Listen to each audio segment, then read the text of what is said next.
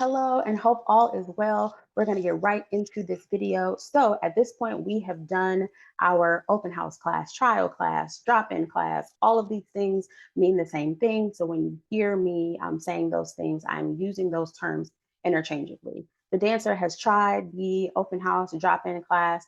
They love it. The parents love it. And so now the parent wants to enroll the dancer in classes, and that dancer now becomes a member of Main Attraction Studios. Yay, we're so excited. So now that they are a member, we start a new process with that dancer. Just like we have a process for our lead or prospective clients, we also have a process for our new members, okay? It starts with emails. So once a dancer is registered in our system, we are going to get a confirmation email to let us know, hey, we have a new student.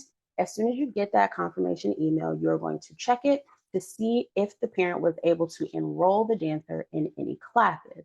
So the two-part process to enrolling a dancer. They have to add their contact information, the dancer's birthday and things like that. And then the other part is they actually have to enroll the dancer in classes or add classes to their account, okay? So you can check that either by checking the confirmation email that we get, or you can go into the dancer's account once you log into Jackrabbit and it will show you. So if this were an actual account, all of this information would be filled in, email, cell phone number, things like that. So then you're looking down where the student is in the student file, and you're checking to see if they have any enrolled classes, which in this case, they do not. So you follow this process. Now, keep in mind the process that I'm about to explain, this is only applicable if you check and see that the dancer does not have any classes that they are enrolled in. This is how you add classes, and then this is how you add the fees that are attached to those classes, okay?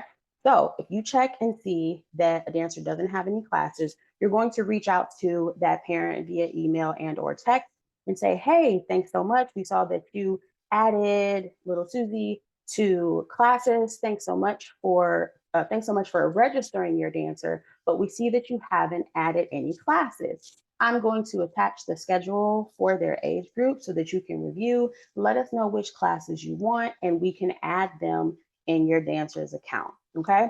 So they said, oh, great, thank you so much for that. I want them to be in such and such class. Perfect. So then we go to this enroll tab here, because this is how we're going to add dancers to the class. And then this screen should pop up for you, okay? So once you click the enroll button, all of the classes that we have available in the system for the current semester are going to show up for you. So you're going to pick, let's say they wanted to do, they're 4 years old, so that is our Shining Stars age group. Then this box is going to show up. Yep.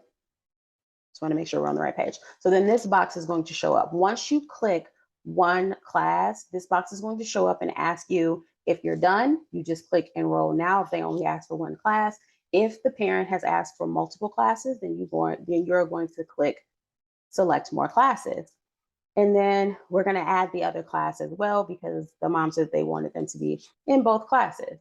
Then you come to here, view and confirm enrollments. Okay. Then you'll get to this screen. So it's going to share everything that you chose for the dancer. You double check to make sure that you added the correct classes, and then you confirm and enroll, okay? Then it takes you to this feature. So at this point, now that you've selected classes for the dancer, you now have the opportunity to add the fees that are associated with those classes, okay?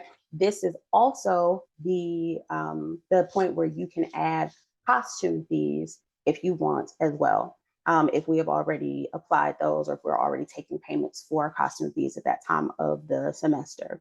So it's very straightforward. You add in the fee. If there is a discount, if you're adding more than one class, then one of these needs to be discounted.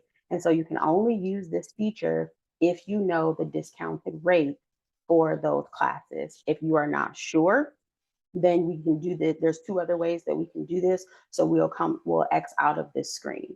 But if you do know, then you can add the dancer's name, the transaction type, let's call it recital fee or tuition fee, depending on which of the fees you are adding right now.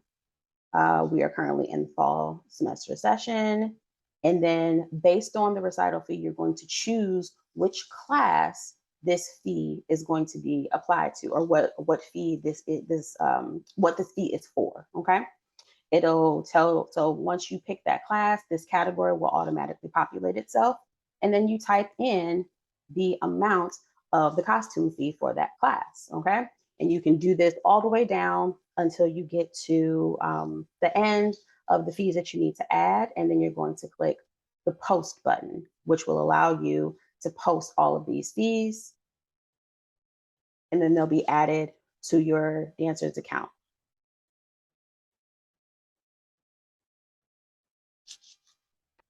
So now it will take you back to this screen once you do that. So you can see that we've added those classes to the dancer's account, and then you can check their transactions tab, and you will see that they were added. So we're good to go. All right. Now, that is only if the steps that I just showed you is only if the dancer did not have any classes that were already in their account. If you pop up into this screen and you already see enrolled classes there, then you don't need to do anything else, okay? The only other thing you want to do is check to see if the family name is the same as the dancer's last name. If it's not, you can go to family name and change